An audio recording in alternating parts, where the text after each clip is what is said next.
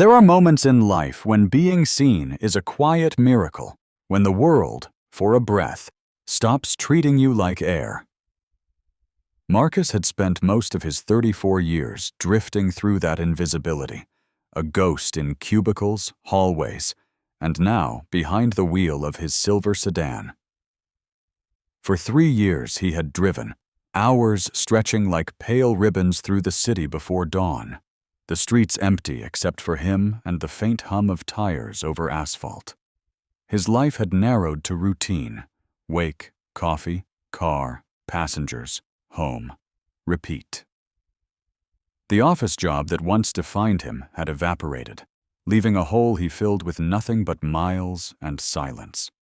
Morning light found him already awake, a thin film of frost on the windshield, his breath clouding the glass as he rubbed it away.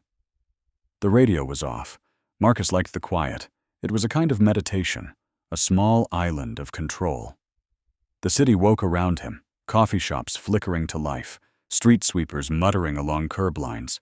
But inside the car, time was his alone. He navigated the streets with a careful patience, hands steady on the wheel, eyes scanning, ears attuned to every honk and whisper of the city. It was the same ritual, day after day, comforting in its predictability, like a slow, steady heartbeat. Then there was Daniel. Marcus first noticed him as the kind of man who seemed to float above the city rather than move through it. Quiet, precise, always in dark suits, always on time. Daniel never asked questions. Marcus never offered them. The rides began with a professional nod, polite silence, the occasional "good morning," nothing more. Marcus had learned the rhythm of these rides. Door opens, Daniel settles in, Marcus starts the engine. Streets roll past, and they arrived. End of story. No expectations, no surprises. One morning, though, everything shifted. Marcus picked Daniel up at the corner of a downtown office tower, the street still glimmering wet from an overnight drizzle.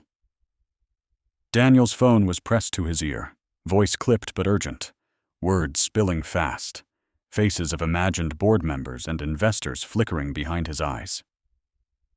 Marcus started the car, easing into the lane, listening without really listening, until Daniel's voice broke, almost swallowed by frustration. "No, that won't work," Daniel said, then paused, exhaling like a man who had been running underwater too long. "I don't care about the numbers. They're not seeing the real problem." Marcus, without thinking, without intention, said, "Maybe it's not the numbers. Maybe it's the people.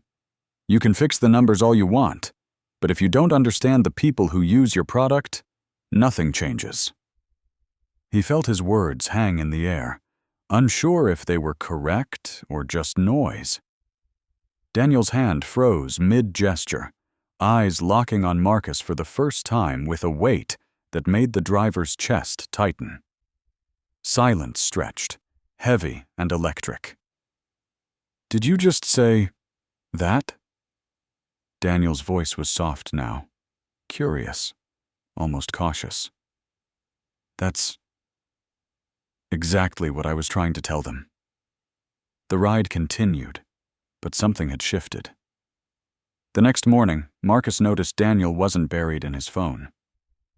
Instead, he looked out the window, then back at Marcus, and for the first time, there was a question in his gaze. Over the weeks, words spilled from Marcus like sunlight through blinds. Simple observations about the city, about people walking fast, waiting too long, skipping meals, struggling with tiny frustrations. He spoke of the old man in the corner coffee shop, the mother juggling 3 kids and 2 jobs, the young woman in the laundromat who smiled at him despite exhaustion. Daniel listened. He didn't argue. He asked. And Marcus, for the first time in years, felt the pulse of his own understanding matter. It was not long before Daniel made the offer. One quiet morning, after a ride through streets still wet with rain, Daniel said, "I want you on my team. Not for your resume. God knows you don't have one that fits this. But because you see things I don't." Things my boardroom never sees. Marcus drove in silence for a long stretch, gripping the wheel, heart hammering against ribs that had been taught to settle for safety. A new life, an unfamiliar world of meetings, strategy, responsibility, stretched before him like an unmarked map.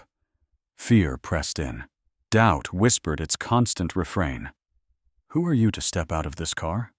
What makes you think you can do more than drive and fade into the background?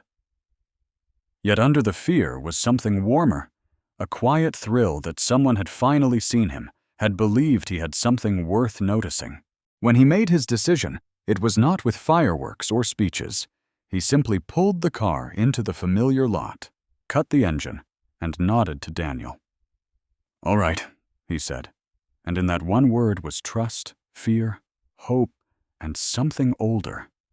Recognition of a life waiting to be lived, waiting just beyond the window pane of invisibility.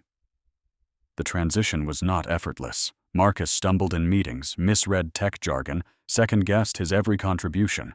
But slowly, steadily, he learned to trust his voice. Boardroom questions that had once been abstract were now grounded in the raw, messy reality of human lives.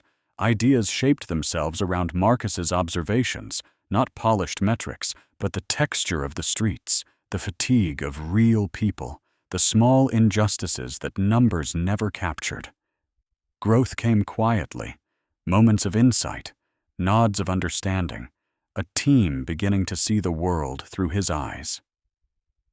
Months later, Marcus stood in the office overlooking the same city he had driven through for years. The streets shimmered with early morning light, and he realized that what had seemed like the unknown had simply been waiting for him to speak. Wisdom, he understood, was not always the domain of degrees or titles.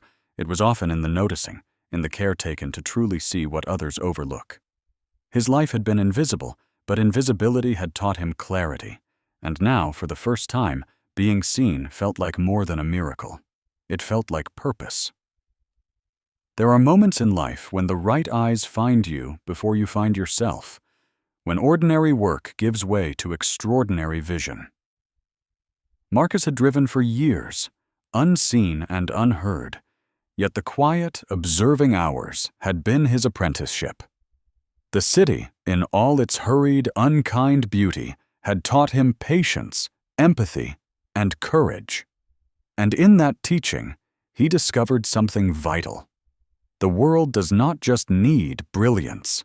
It needs those who notice, who understand, who dare to speak when the numbers fail. Marcus had learned that wisdom often comes not from being extraordinary, but from paying attention to what everyone else passes by.